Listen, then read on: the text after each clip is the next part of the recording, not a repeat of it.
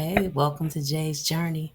Today I'm bringing you into my kitchen for one of my go to comfort recipes, a sizzling sausage, juicy shrimp, and potato medley. All whipped up in about maybe 40 minutes, 35, 40 minutes. Whether you need something hearty for breakfast, lunch, or dinner, because I eat it for mostly breakfast and dinner, this dish is totally gonna deliver.